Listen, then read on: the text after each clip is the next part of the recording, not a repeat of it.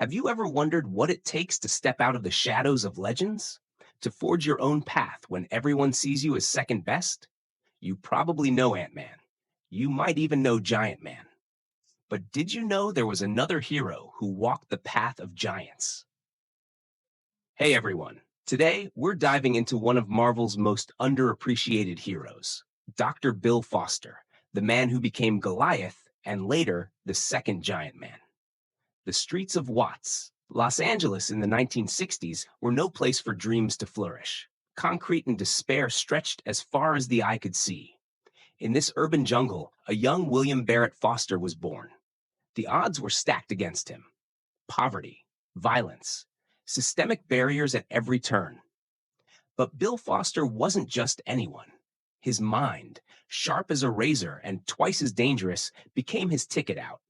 While other kids played on cracked sidewalks, young Bill buried himself in books. Chemistry, physics, biology.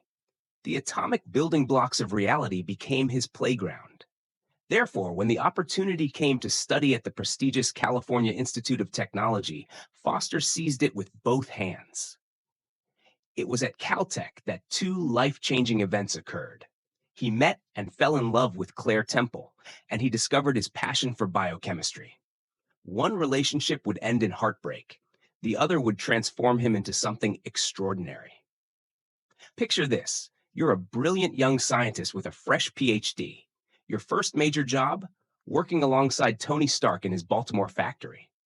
Not bad, right? But life had even bigger plans for Bill Foster. When the legendary Hank Pym, the original Ant-Man and Giant Man, found himself trapped at 10 feet tall due to an unstable growing serum, who did he call?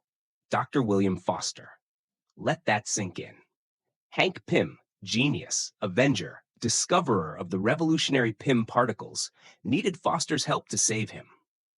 Therefore, while working side by side with Pym, Foster memorized the formula for Pym Particles, storing it away like a seed that would later grow into something magnificent.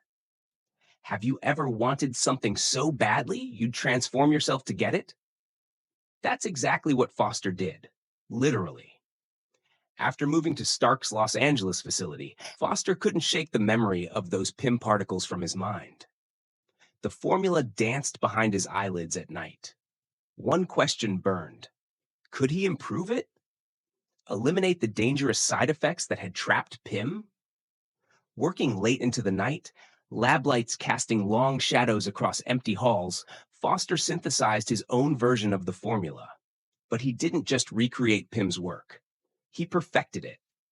Therefore, when he finally injected himself with his improved formula, something extraordinary happened. His body stretched upward, muscles expanding, until he towered at a massive height. Unlike Pym, Foster could control his transformation, grow and shrink at will. The power was intoxicating. But power without purpose is just showing off. What would he do with his newfound abilities? We all do crazy things for love, don't we? Even brilliant scientists. Foster's marriage to Claire Temple had crumbled years before, but the flame hadn't died out, at least not for him. In a desperate attempt to win her back, Foster concocted an elaborate scheme. He wrote to Claire, claiming he'd been trapped at giant size just like Pym had been. He took a job at a circus sideshow under the name Black Goliath, hoping to play on her sympathies. I know what you're thinking. Not exactly the most straightforward approach to rekindling romance. And you'd be right. When Claire arrived, she wasn't alone. Luke Cage, the bulletproof hero of Harlem, stood beside her as her new boyfriend. The confrontation that followed was interrupted when the criminal circus of crime captured Claire, forcing Foster and Cage to set aside their rivalry to save her. Therefore, in the crucible of conflict, Black Goliath was truly born, not from a lab experiment, but from the realization that his powers could serve a greater purpose than personal gain. How do you measure the worth of a hero? By their victories? Their allies? Or perhaps by how they face inevitable defeat? As Black Goliath, Foster battled a rogues gallery of villains that would make any hero sweat. The Atom Smasher, Stilt Man, Vulcan, and the Hijacker. even joined the Champions of Los Angeles as their technical advisor, lending his scientific expertise alongside his superhuman strength.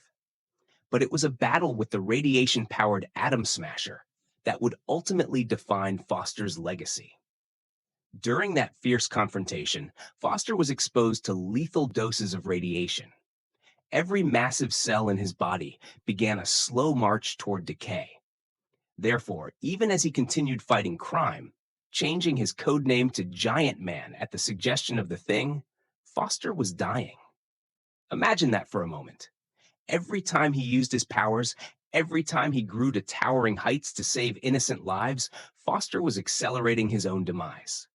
That's not just heroism. That's sacrifice in its purest form.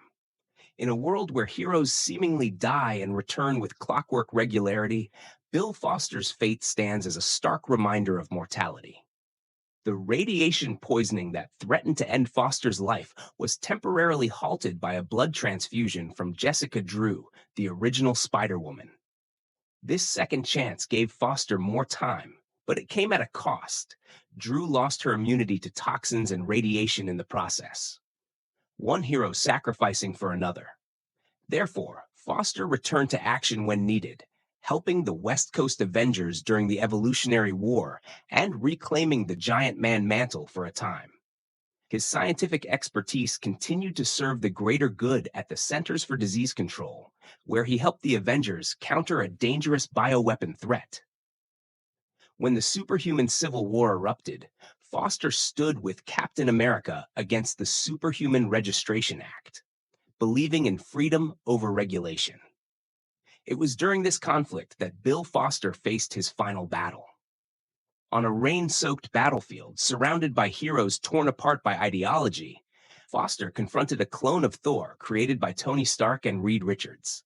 The clone, devoid of Thor's restraint and mercy, struck Foster with a lightning-charged hammer blow that no human, even a giant one, could survive. Therefore, Bill Foster fell. And when they tried to return his body to normal size for burial, they discovered they couldn't. Even in death, his greatness couldn't be diminished.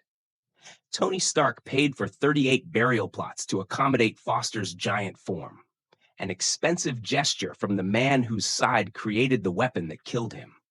But the true measure of Foster's impact wasn't found in the ground that held him. It was in the heroes whose hearts were changed by his death. The Invisible Woman, the Human Torch, Spider-Man, Black Panther, Storm. One by one, they questioned what they were fighting for. One by one, they crossed lines, changed sides, all because a giant fell and forced them to look up at what really matters. Therefore, in his final act, Bill Foster accomplished something truly heroic. He made others examine their conscience. In Marvel Snap, Goliath's card ability reads, Ongoing, +1 power for each other, ongoing card you have in play. At first glance, this might seem like an interesting mechanic, growing stronger as you build a team around him.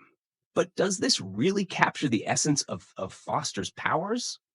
In the comics, Foster's abilities weren't dependent on others. His power came from within, the ability to grow to tremendous size at will, increasing his strength and durability with each inch he gained. His improved Pym Particles formula was a testament to his scientific brilliance, allowing him to control his transformations better than even Hank Pym himself could.